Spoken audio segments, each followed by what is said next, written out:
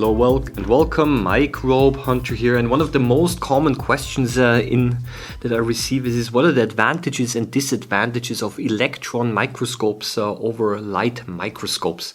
The two different microscope types, and both of them have their own world to look at, as we say. And both of them, of course, have advantages and disadvantages. And generally, light microscopes are those type of microscopes that most people are already familiar with. They can either be compound microscopes or stereo microscopes, so they're even subdivided here. And electron microscopes, they actually work quite a bit differently. And they basically allow you to look at things that you can otherwise not look at by using light microscopes, and vice versa. So you cannot say that one of them is better than the other, because both of them actually have certain advantages and disadvantages, and there are certain cases where electron microscopes simply are not useful at all. Okay, and I'm just going to talk about some of them. And number one is the following. Let's start at the very basic one. It is the cost. Electron microscopes generally are much more expensive, and it's not just the device that is important here. But you also need especially trained laboratory personnel who are able to operate the electron microscope properly. And the reason is because electron microscopes generally also require often much more elaborate specimen preparation. Now, I know this is a very generalizing thing that I'm saying right now. If you want to go into fluorescence microscopy, which is light microscopy, you also need to prepare the specimens quite a bit. I get all of that. But generally, electron microscopes, you cannot simply take a sample and put it under an electron microscope because it's going to burn up. The sample has to be completely dry because it's going to be placed into a vacuum chamber, and no moisture allowed. And not only that is you have to sometimes also coat it with a thin layer of metal to prevent the specimen of burning up, and also to reflect the electrons. I don't want to get into too many details here. Just be aware that electron microscopes are also more expensive because you need to invest more time and training in preparing the sample. Light microscopes, in many cases, you just take the sample, you put it on a glass slide, cover glass goes on top, and you put it into the microscope, and that's it. And this already leads us over to the next issue, because if a specimen is dry, then it's dead. So you cannot look at living specimens with an electron microscope, but you can see living processes and movement in light microscopes, because they're surrounded by water. So this is another second really important difference here. Third difference is that electrons don't have a color, so the electron microscopes give you black-white image, and maybe you still have seen that there are some electron microscopic images that have color. Well, in this case, it's been colored on a computer. Light microscopes, they actually will show you the natural colors. And there are certain optical techniques like phase contrast, DIC, dark field, and so on, Reinberg illuminations. But you can use a lot of filters that additionally enhance the contrast, and even for those specimens that are otherwise difficult to see. Okay, so color is an important thing here. So if you want to have color, you got to go light microscopes. And electron microscopes generally only black-white. Yeah? So if basically, I think most of the time I've talked about the advantages of a light microscope, but not about the advantages of electron microscopes. And one of the huge advantages of electron microscopes is that they allow you to resolve details that are much, much smaller. A light microscope generally can only physically magnify up to 1,000 times. I know that some folks out there are not going to say, well, but there are advertisements say that the microscope magnifies up to 2,500 times. Okay, yeah, but that's all what we call empty magnification. I mean that everything that you magnify beyond 1,000 times will just make everything appear more blurry.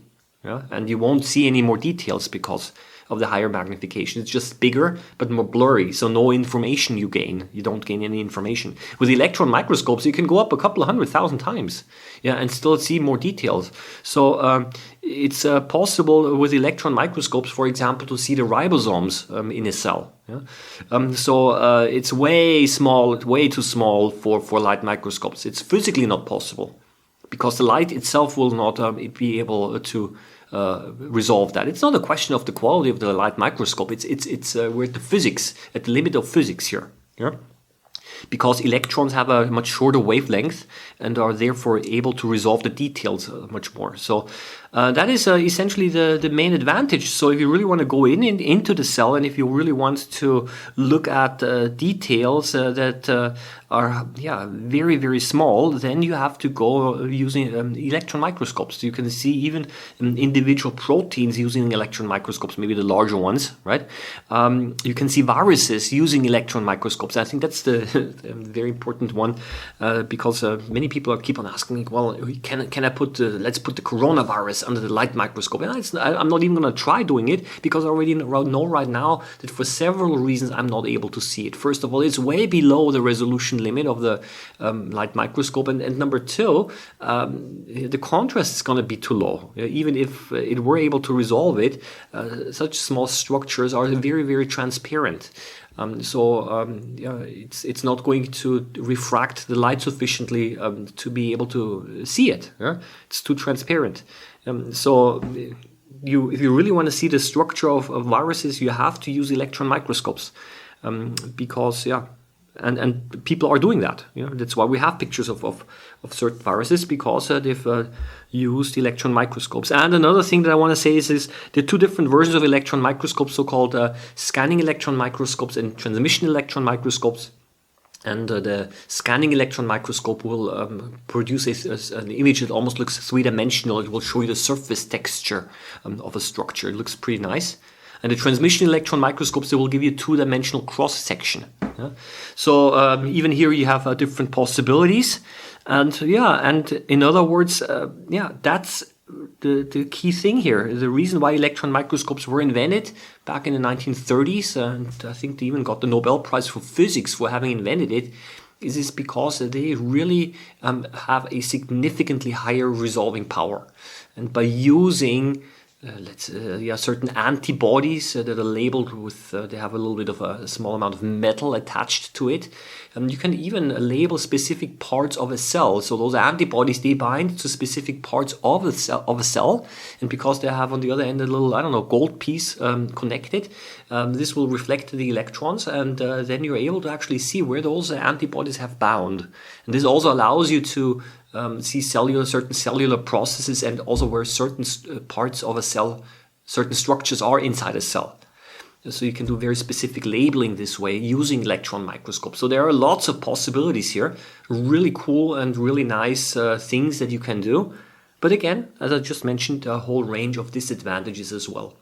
And in the amateur and hobby sciences, the light microscopes are very popular, of course. They're easily accessible. They're relatively low cost. You can get good light microscopes for a few $100 or euros already. Some of them, what am I saying? The basic introductory models you can buy for children already for, less than $100 or 100 euros. And they allow you to do serious nature observation and really to expand your horizons without preparing any specimens in a complicated way. Electron microscopes are reserved for research. At least I don't know of anyone who's got an electron microscope for hobby purposes. Also, I guess because it requires quite a little bit of laboratory work to prepare the specimens. So I think that should kind of summarize a little bit the differences between and similarities between electron microscopes and light microscopes. Both of them are pretty cool, if I may use this term. They're pretty cool devices. But light microscopes should not be underestimated, honestly. And they allow you to see things that otherwise are not visible, like, for example, color and movement, microscopic movement, and so on. Where electron microscopes have other strengths. Okay? I think that's it. Wish you all the best. See you around next time, and bye-bye.